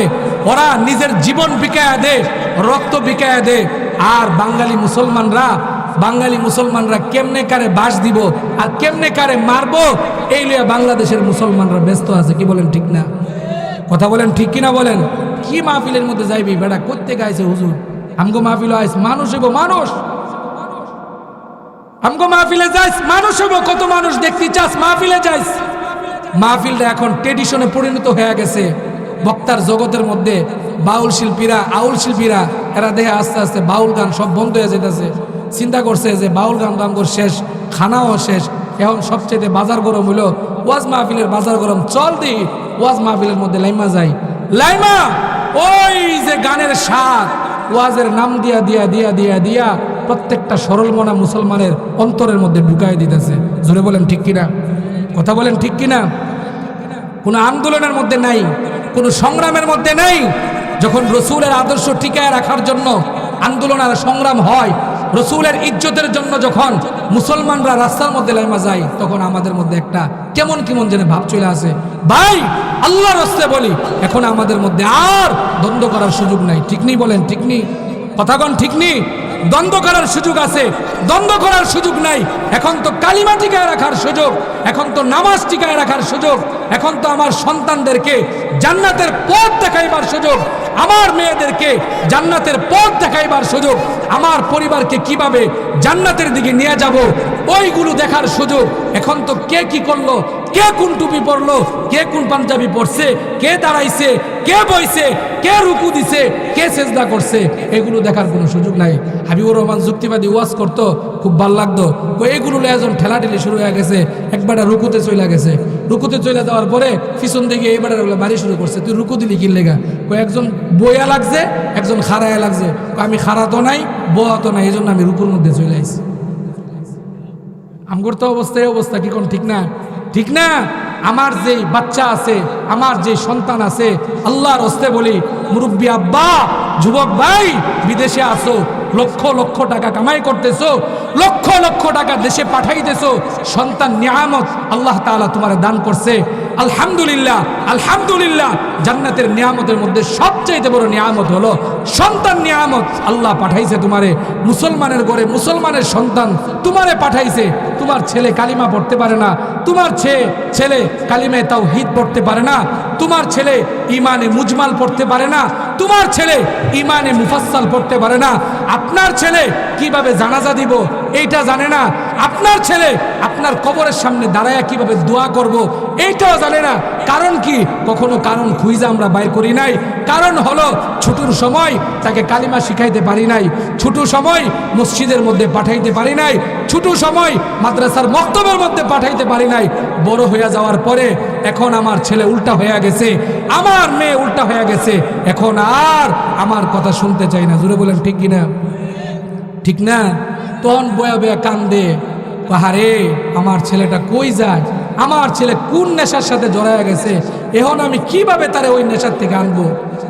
জায়গায় জায়গায় জায়গায় জায়গায় প্রত্যেকটা জায়গায় প্রত্যেকটা সেক্টরের মধ্যে যুব সমাজকে ধ্বংস করার জন্য নেশার সয়লাভ করতেছে। জুড়ে বলেন ঠিক কিনা? এটা আবার লড়াই করে ঠিক কিনা বলেন ভাই? এটা তো বাস্তব কথা, ঠিক না? ওয়াজ মাহফিলের সাথে সাথে বাস্তব কিছু কথা আপনাদেরকে বলতে হইব। যে কথায় যে ব্যথায় আমরা ব্যথিত, এই জন্য আমার সন্তানকে আমার সঠিক রাস্তা দেখাইতে হবে, আমার সন্তানকে কালিমাওয়ালা বানাইতে হবে, আমার সন্তানকে রসুলের আদর্শে আদর্শবান বানাইতে হবে। মনের মধ্যে এই মাকসাদটা রাখতে হইব, আমার ছেলে যদিও ডাক্তার হয়, আমার ছেলে যদিও ইঞ্জিনিয়ার হয়, আমার ছেলে যদিও বড় ব্যবসায়ী হয়, আমার ছেলেরা আগে আমি জানাজার নামাজ শিখাবো আর ওসিয়ত কইরা যাইব, আমি মরার পরে সন্তান তুই আমার জানাজা দিবি। ঠিক কিনা বলেন? কথা বলেন ঠিক কিনা? আল্লাহর হাবিব সাল্লাল্লাহু আলাইহি ওয়াসাল্লাম বলে, মানুষ যখন মারা যায়, মানুষ মারা যাওয়ার সাথে সাথে দুনিয়ার সব আমল আল্লাহ তাআলা বন্ধ করে দেয়, আর কোনো আমল তার জারি থাকে না। কবরের মধ্যে আপনাকে শোয়া দেওয়ার সাথে সাথে আপনার নামাজ বন্ধ। কবরের মধ্যে শোয়া দেওয়ার সাথে সাথে আপনি যতই জিকির করতে চান আপনার জিকির বন্ধ। কবরের মধ্যে শোয়া দেওয়ার সাথে সাথে দুনিয়ার মধ্যে সিজদা দিলে আল্লাহর কাছে কবুল হয়ে যায়, কবরের মধ্যে হাজারো সিজদা দিলে আল্লাহর কাছে কবুল হবে না। ঠিক কিনা বলেন? আপনি যদি হাজারো সিজদা করতে চান আপনার সিজদা কবুল হবে না। আপনি যদি হাজারো তাসবিহ পড়তে চান কবুল হবে না। আপনি যদি হাজারো কোরআন পড়তে চান কবুল হবে না। রাসূল পাক সাল্লাল্লাহু আলাইহি ওয়াসাল্লাম বলে, মুমিন কালিমাওয়ালা যারা দুনিয়ার মধ্যে আছো, মারা যাওয়ার পরে কবরের মধ্যে শোয়া দেওয়ার সাথে সাথে দুনিয়ার 3টা আমল আল্লাহ কবরের মধ্যে সদকায়ে জারিয়া হিসেবে পৌঁছায় দেয়। জোরে বলেন সুবহানাল্লাহ। আল্লাহর হাবিব বলে, 3 আমল দুনিয়া যতদিন পর্যন্ত থাকবে ততদিন পর্যন্ত তোমার কবরের মধ্যে পৌঁছাইতে থাকবে। সাহাবা একরাম বলে, ইয়া রাসূলুল্লাহ, কোন আমল রাইখা গেলে কবরের মধ্যে যাওয়ার পরেও পাওয়া যায়? এর মধ্যে 1 নম্বরে আল্লাহর হাবিব বলে, দুনিয়ার মধ্যে যদি নেককার সন্তান রাইখা যাও, আর এই নেককার সন্তান যদি তোমার জন্য আল্লাহর কাছে হাত বাড়ায়া দেয়, আল্লাহ বইলা যদি ডাক দেয়, বাবার নাম নিয়ে আম্মার নাম নিয়ে যদি ডাক দেয়, আল্লাহ বইলা যদি চোখের পানি ঝরায়া দেয়, সন্তান যখন ডাক দেয় আল্লাহর কাছে, সন্তানের ডাক আল্লাহর দরবারে কবুল হয়ে যায়। জোরে বলুন সুবহানাল্লাহ। কবরের মধ্যে যদি জাহান্নামের আগুন ধাউ ধাউ করে জ্বলে, বলে কবরের মধ্যে শোয়া দেওয়ার পরে আপনি মুমিন কিনা আপনি নেককার কিনা কবরের মধ্যে শোয়াইবার পরে বুঝবা। মুফাসসিরিনে কেরাম বলে, প্রথম যেই ধাপ আছে এই ধাপ যদি কোনো মানুষ পার হইতে পারে, তারপরে পরের ধাপগুলো তার জন্য সহজ হয়ে যাবে। আল্লাহর হাবিব এবার ডাইকা বলে, প্রথম ধাপ কোনটা?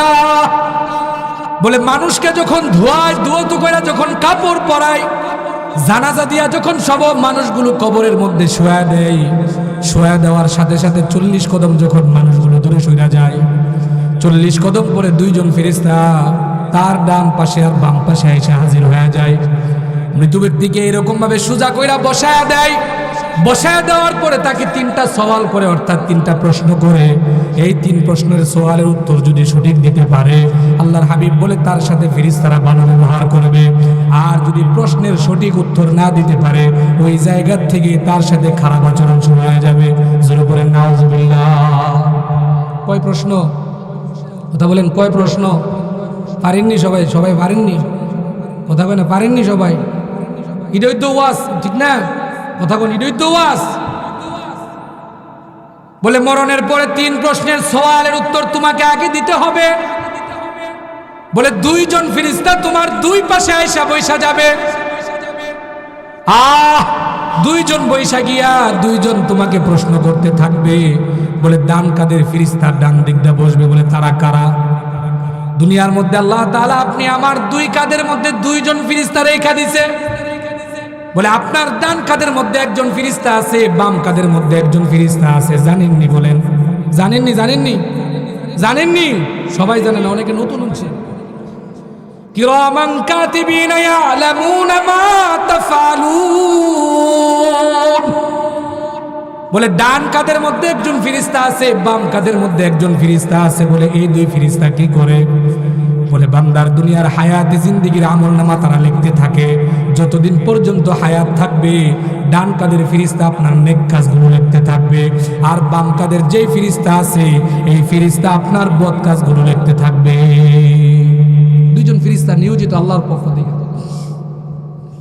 আপনি আপনার ঘরের নিরাপত্তা দেওয়ার জন্য সিসি ক্যামেরা ফিট করছেন, বলে 40,000, 50,000, 1 লক্ষ টাকা লাগে। সরকার রাষ্ট্রের নিরাপত্তার জন্য জায়গায় জায়গায় সিসি ক্যামেরা ফিট করে রাখছে। বলে কারণ কি? বলে রাষ্ট্রকে নিরাপত্তা দেওয়ার জন্য সিসি ক্যামেরা। বলে যত ধরনের খারাপই করুক না কেন 1 মাস পরে যদি সিসি ক্যামেরার সামনে বসে যায়, বলে ওই জায়গার মধ্যে খারাপ কাজগুলো সামনে চলে আসবে। যে খারাপ কাজ করবে তাকে ধরতে সহজ হয়ে যায়। আল্লাহ তাআলা ডাইকা বলে, বান্দা তোমাকে আমি দুনিয়ার মধ্যে বানাইলাম আর পাঠাইলাম। আমি কিন্তু এমনি এমনি তোমাকে বানায়া পাঠাই নাই। বলে এমনি এমনি কিন্তু তোমাকে সৃষ্টি করি নাই। খাও দাও ঘুমাও আর ঘোরাঘুরি করো, আরাম আয়েশ করো, এই জন্য আমি তোমাকে পাঠাই নাই। আমি আল্লাহ তাআলা তোমাকে গোলাম বানায়া দুনিয়ার মধ্যে পাঠাইছি। বলে কিসের গোলাম বানায়া পাঠাইছে? আল্লাহ ডাইকা বলে, আমি রব, আমি রব, আমি রব, আমি একমাত্র মালিক। আমি তোমাদেরকে আমার গোলাম বানায়া পাঠাইছি। দুনিয়ার মধ্যে আমার গোলামি করবা, আর গোলামির বিনিময়ে আমি আল্লাহর কলিজা ঠান্ডা হয়ে যায়। জোরে বলেন সুবহানাল্লাহ। বলে দুনিয়ার মধ্যে যাওয়ার পরে তোমার পিছনে কোনো প্রশাসন নাই, তোমার পিছনে কোনো পুলিশ নাই, তোমার পিছনে কোনো আর্মি নাই, কোনো র্যাব নাই। বলে তোমাকে আমি স্বাধীনতা দিছি, খারাপ কাজও করতে পারবা, নেক কাজও করতে পারবা। জোরে বলেন ঠিক কিনা? কথা বলেন ঠিক কিনা? এই জায়গার মধ্যে মাহফিলের মধ্যে আসছেন, কেউই আপনাদেরকে টাইনা আনছে না। টাইনা আনছে? কথা বলেন, টাইনা আনছে? বলে ওই স্বাধীনতার সাক্ষী। বলে এই জায়গার মধ্যে মাহফিল হবে জানছি, মাইকের আওয়াজ গেছে, মনের মধ্যে জাগ্রত হয়েছে। উলামায়ে কেরামদের জবান থেকে কিছু কথা শুনি, উলামায়ে কেরামদের থেকে আল্লাহর রাসূলের কিছু কথা শুনবো, দিল ঠান্ডা হবে। কবরের কথা শুনবো, হাসরের কথা শুনবো, মিজানের কথা শুনবো, আর পরকালীন কিছু পুঁজি বানায় নিব। আল্লাহ তাআলা ডাইকা বলে, দুনিয়ার মধ্যে সৃষ্টি করার পর আমি তোমাদেরকে স্বাধীনতা দিলাম, নেক কাজও করতে পারবা, বদ কাজও তোমরা করতে পারবা। যেই জায়গার মধ্যে যাওয়ার দরকার ওই জায়গার মধ্যে যাইতে পারবা। এটা আমি আল্লাহ তাআলা তোমাদেরকে স্বাধীনতা দিছি। কারণ হইল কিয়ামতের ময়দানে আমি আল্লাহর কাছে যেন কোনো ধরনের উযর তোমরা পেশ না করতে পারো। কিয়ামতের ময়দানে যখন রব ডাক দিবে,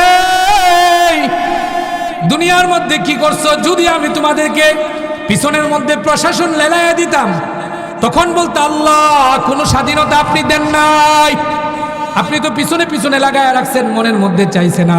ওই জায়গার মধ্যে ফেরেশতার বাড়ি খাওয়ার বয়ে আমরা ইবাদত বন্দেগীগুলো করছি। আল্লাহ বলে, না বান্দা, না বান্দি, আমি তোমাদেরকে দুনিয়ার মধ্যে স্বাধীনতা দিলাম। দুনিয়ার মধ্যে স্বাধীনতা পাইয়া যারা আমার ইবাদত বন্দেগী করবা, আমি আল্লাহ তাদের প্রতি রাজি খুশি হয়ে যাই। জোরে বলেন সুবহানাল্লাহ। শয়তানের কোনো স্বাধীনতা নাই। বলে শয়তান শুধু এক কাজের মধ্যেই লিপ্ত। বলে ফেরেশতারাও এক কাজের মধ্যে লিপ্ত। ফেরেশতাদেরকে কোনো গুনাহের খাহেসাত আল্লাহ তাআলা দেয় নাই। তাদের মধ্যে জীবনের মধ্যে কোনো গুনাহ নাই, বিবি নাই, বাচ্চা নাই, কিচ্ছু নাই। ফেরেশতাদের কোনো বাচ্চা আছে, বিবি আছে, সংসার আছে? কিচ্ছু নাই, কিচ্ছু নাই। বলে ফেরেশতাদেরকে শুধু এক কাজের মধ্যে লাগায় রাখছি, বলে গোলামি। বলে শুধু একমাত্র ইবাদতের জন্য ফেরেশতাদেরকে সৃষ্টি করছি। আর শয়তান ইবলিস সিজদা করে নাই, আদম তোকে সিজদা করে নাই, এই জন্য নাম কাইটা দিছি। জোরে বলেন সুবহানাল্লাহ। দেখছেন আপনাদের কত দাম? দেখছেন? কথা কই না? দেখছেন? জোরে কোন দেখছেন নি? উসজুদু লি আদম ফাসাজাদু ইল্লা ইবলিস। আদমকে বানাইয়া নিয়া সব ফেরেশতাদেরকে আল্লাহ দাঁড় করাইয়া দিছে। উসজুদু লি আদম, সিজদা কর। জোরে বলেন সুবহানাল্লাহ। সবাই সিজদা করছে, সিজদায় লুটায়া পড়ছে। এটাকেই বলে গোলামি। যা বলবে তাই করব, ঠিক না? যা বলবে তাই করব, সাথে সাথে এটাকে বলে গোলামি। আর বলার সাথে সাথে যদি কোনো উজুর দেখানো হয়, কোনো ধরনের যদি যুক্তি পেশ করা হয়, এটাকে গোলামি বলা হয় না, এটাকে বলা হয় গাড়তেরা। ঠিক কিনা বলেন? কথা কয় না, ঠিক না?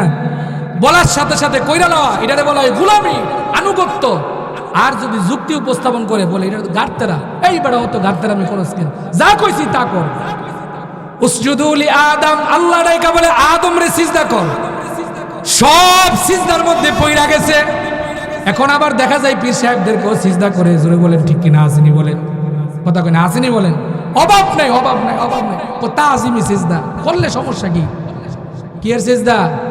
কথা কয় না, কি এর সিজদা করলে সমস্যা কি? বেটা কপাল একমাত্র বানাইছে, একমাত্র এই কপাল বানাইছে রবের কদমে সিজদা করার জন্য। পৃথিবীর কোন মানুষের কদমে আল্লাহ সিজদা করার জন্য বানাই নাই। জোরে বলেন ঠিক কিনা? দাড়ি নাই, মুছ নাই, কি কয় না কয়, 25 বছর আর 30 বছর, হ্যাঁ বলে ফিসাব। 5 ওয়াক্ত মসজিদের মধ্যে নামাজও ঠিক নাই, ফিসাব। এক ফিসাব গেছে নবীনগর, বক্তা মানুষ, ইয়ান্দা আয়ে ফজরের নামাজের সময় গেলাম, দেখছি জোহরের নামাজের পরে সালাম দিয়া মুসাফা করছি, করার পরে মুরিদের বাট ঢুকে গেছে। আসর গেল, মাগরিব গেল, এশা গেল, ফজর গেল, তখন তার মুরিদ আইছে মসজিদে নামাজ পড়ার লাগা। জিগাইলাম ভাই কেন আইন হুইনা যান? টাইনা নিয়ে কইছি কি ব্যাপার? ফিসাব রে কালকা জোহরের সময় দেখছি, আর আজকা ফজর গেল, এক ওয়াক্ত দিয়ে পীর সাহেবরে মসজিদের মধ্যে দেখলাম না। পীর সাহেব মসজিদের মধ্যে আয় না, আপনি মুরিদ মসজিদের মধ্যে আয়েন, কারণটা কি? ডাইকাকে হুজুর পীর সাহেব যে আয়া রুমের মধ্যে ঢুকছে, হুজুর ওই জায়গার মধ্যেই সব করে। আমি কি বেটা যদি রুমের মধ্যেই সব করতো তো রসুলের পাক সাল্লাল্লাহু আলাইহি সাল্লাম এত কষ্ট করে নামাজ জামাত কেন কায়েম করলো? ঠিক কিনা বলেন? কথা কই না, ঠিক কিনা বলেন? নেতা তো সব চাইতে আগে থাকবে। যদি বুলেট নিতে হয় নেতা আগে নিবে, যদি মাথায় বাড়ি নিতে হয় নেতা আগে নিবে, আর যদি কর্মীরারে সামনে বাড়াইয়া দিয়া যদি নেতা পিছে দেয় যে মায়ের মুর যা আছে সব তোরা খাইবি, আমি পরে গিয়া সামাল দেবো, এটা নেতা কয়। কথা কয় না, নেতা কয়। পীর মানে কি? ফার্সি শব্দ, পথ প্রদর্শক।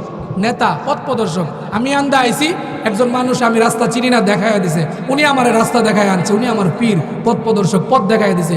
এটারে ফার্সি ভাষা বানাইছে পীর, পাইরবি করা, পথ প্রদর্শক, অনুসরণ করা, অনুকরণ করা। তো পীর সাহেব তো আগে থাকবে নামাজের কাতারে, ঠিক কিনা বলেন? এখন জুড়ে কোন ঠিক কিনা? ভাল লাগুক আর না লাগুক, পীর সাহেব নামাজের কাতারে আগে থাকবে। পীর সাহেব রমজানের সময় সবচাইতে আগে থাকবে। পীর সাহেব জায়নামাজের মুসল্লায় আগে থাকবে, তাহাজ্জুদের কাতারে আগে থাকবে, জিহাদের ময়দানে আগে থাকবে। পীর সাহেব লা ইলাহা ইল্লাল্লাহর জিকিরের মধ্যে আগে থাকবে, তাহলেই তিনি আমাদের নেতা। আর যে গিয়ে আমরা সাইরা দিয়া ঘুমায় যা, এ জীবনে নেতা না, বাটপার বাটপার বাটপার। জুড়ে বলেন ঠিক কিনা? কথা কই না, ঠিক কিনা? বাটপার না? তোলে তো দেয়া গেছে ওই মরণের পরে বলছে তোরা আগে যা মিজানের পাল্লার মধ্যে, আমি পরে যাই। হ্যাঁ ভাই, সাবধান সাবধান সাবধান। ফিরে আব্বা ডাকতে ডাকতে ডাকতে ডাকতে, বাপ ডাকতে ডাকতে আপন যে বাপ মা আছে তার নাম ভুলে গেছে। অথচ বাপ মা জিন্দা আছে। রসুল বলে হুমা জান্নাতুকা ওয়ান নারুকা, পিতামাতা তোর জান্নাত, পিতামাতাই তোর জন্য জাহান্নাম। বাপ মা যদি রবের কাছে হাত বাড়াইয়া দিয়া কয় আমার সন্তানের কপাল খুইলা দে, আল্লাহ কপাল খুইলা দিতে বাধ্য হয়ে যায়। জোরে পড়েন সুবহানাল্লাহ। অথচ এই ফলের মৌসুম, এত কিছু, বাপমার মুখের মধ্যে একবেলা খাবার দেয় না, বাপমার খোঁজখবর নেয় না, বাপমারে ঘর থেকে বাইর করে দেয়। আজকে একটা ভিডিও দেখা আধা ঘন্টা কাঁদছি, আধা ঘন্টা কাঁদছি। আজকে একটা ভিডিও দেখা সিরাজগঞ্জ, একটা পুরুষ আর একজন মহিলা, পুরুষের বয়স প্রায় 86 বছর বয়স, মহিলাটার বয়স প্রায় 76 বছর বয়স। 5টা ছেলে 3টা মেয়ে। কয়টা? 5টা ছেলে 3টা মেয়ে। এই বাপ মারে ঘরের মধ্যে রাখবার সুযোগ হয় নাই, ঘর থেকে বাইর কইরা নদীর যে পার আছে ওই পারের মধ্যে নিয়ে ফালাইয়া দিয়েছে। মুরব্বী মানুষটার শরীরের মধ্যে একটা কাপড়ও নাই, একটা কাপড়ও নাই। মহিলা কাঁদতেছে, ঢেকুর দিয়া দিয়া দিয়া দিয়া কান্দে। মুরব্বী মানুষ জবান দিয়া কোনো কথা হয় না, কিচ্ছু কইতারে না। সাংবাদিক যখন ক্যামেরা ধরছে, মুরব্বী ওই বুড়া মানুষ কথা কোনা ধাক্কা দিয়া বয়ে রয়েছে। মহিলা কইতেছে যে 5 সন্তানের কাছে এখন আমরা বুঝা হয়ে গেছি, এরা আমরা নদীর কিনারার মধ্যে ফালাই দিয়া গেছে। রাসূল বলে হুমা জান্নাতুকা ওয়ান নারুকা, বাপ মা হলো জান্নাত, বাপ মা হলো জাহান্নাম। টাকা নাই, পয়সা নাই, কিচ্ছু নাই, রিক্সা চালান, ভ্যান চালান, প্রবাসে আছেন, আল্লাহর কসম করে বলছি আগে বাপমার লোকে কথা কন, বাপমার মুখে খাবার উড়াইয়া দেন, বাপমার খোঁজ খবর নেন, আল্লাহ তাআলা দেবেন জীবন উন্নত করে দেব। ঠিক না?